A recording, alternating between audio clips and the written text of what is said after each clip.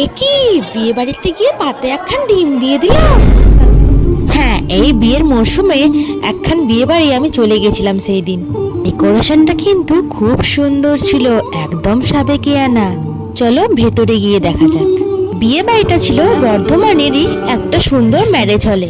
ভিতরে ঢুকে দেখি সামনে খুব সুন্দর একটি গণেশের মূর্তি। ঢুকেই প্রথমে আমার স্টার্টারের দিকে নজর চলে গেল, তাই চুপি চুপি চলে গেলাম সে স্টলের দিকে।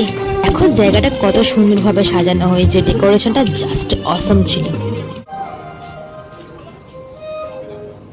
প্রথমে স্টলে আমি নিয়ে নিয়েছিলাম ভেজ পকোড়া, খেতে বেশ মজমজে ছিল। তারপরে আমি চলে গেলাম কাবাব আইটেমের দিকে। ছিল রেশমি কাবাব সঙ্গে নর্মাল চিকেন কাবাব। ও হো, জাস্ট ফাটাফাটি খেতে, মুখে লেগে থাকবে। সাইজগুলো ছিল বেশ বড় বড়। পাশেই ছিল আমাদের বাঙালিদের প্রিয় স্ন্যাক্স ফুচকা। এক প্লেট নিয়ে ট্রাই করেই ফেললাম, বেশ ভালো খেতে। আর পাশে ছিল কোল্ড ড্রিঙ্কস ও জলের স্টল, সাথে ছিল তন্দুরি চাও। তো স্টলের খাবার খাওয়া শেষ করে আমরা পৌঁছে গেলাম ওপরে ব্রাইডকে দেখতে।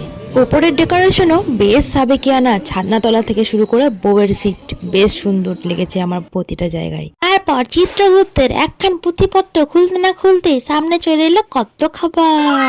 পাতে দিয়ে দিল স্যালাড ও সঙ্গে চাটনি, সাথে দিল বড় একখান পনির পাসিন্দা, খেতে বেশ টেস্টি। পরে এলো কচুরি ও স্টাফ আলুর দম। ওয়াও! পরে দিয়ে দিল মিক্সড পোলাও ও সঙ্গে চিকেন ডাক বাংলো, জাস্ট ফাটাফাটি। এ বাবা, বিয়ে বাড়িতে প্রথমবার পাতে ডিম দিয়ে দিল। শুভ অনুষ্ঠানে নাকি ডিম খেতে নেই। পরে ছিল সাদা ভাত, কিন্তু আমি নিইনি। আর পরে নিয়ে নিলাম গরম গরম মটন, জাস্ট ফাটাফাটি খেতে। পরে এলো পাঁপড়, মিক্স চাটনি ও রাধা বল্লভ সন্দেশ। শেষ পাতে ছিল মিষ্টি দইটি।